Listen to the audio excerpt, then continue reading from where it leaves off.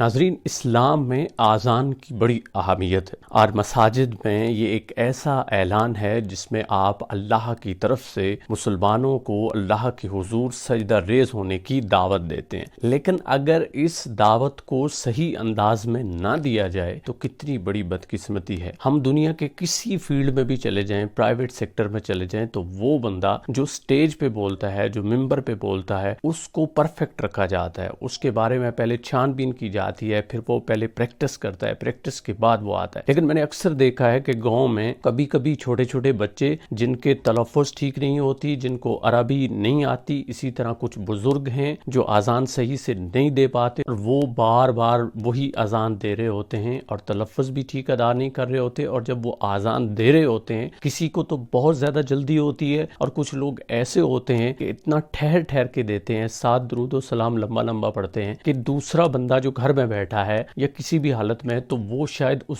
اذان کو مکمل نہ سمجھ سکتا ہے اور نہ سن سکتا ہے۔ اور اس کے پیچھے شاید اگر ان کو کہا جائے تو وہ یہ لاجک دیں کہ دیکھیں جی، حضرت بلال بھی تو جب اذان دیتے تھے تو ان کی سین اور شین جو ہے وہ کلیئر نہیں تھی، تو یہ جو واقعہ ہم حضرت بلال کے بارے میں گھڑتے ہیں یہ ایک من گھڑت واقعہ ہے۔ حالانکہ آپ صلی اللہ علیہ وآلہ وسلم نے حضرت بلال کو جب اذان کے لیے چنا تو آپ سب سے بہترین مؤذن تھے، اس لیے اس منطق کی بنیاد پر اذان کو غلط الفاظ کے ساتھ، غلط تلفظ کے ساتھ ادا نہ کریں بلکہ اس کو بہترین انداز میں کریں۔ جب ہم باقی چیزیں سیکھنے کے لیے اسکول، کالج، مدرسے جا سکتے ہیں تو ہم اذان سیکھ کیوں نہیں سکتے؟ اس کے لیے ہمیں علماء سے اور خاص طور پر وہ لوگ جو عربی جانتے ہیں ان سے سیکھنا ہے، اذان کی پریکٹس کرنی ہے۔ ہم اکیلے میں کر سکتے ہیں، ہم دل میں کر سکتے ہیں، جس طرح باقی چیزوں کے لیے جب ہم سٹیج پہ آتے ہیں تو پریکٹس کرتے ہیں۔ تو اس لیے جب اللہ کا پیغام آپ نے لوگوں تک پہنچانا ہے تو بہترین انداز میں پہنچانا ہے۔ یہی آج کی اس ویڈیو میں میرا آپ کے لیے میسج ہے۔ جزاک اللہ۔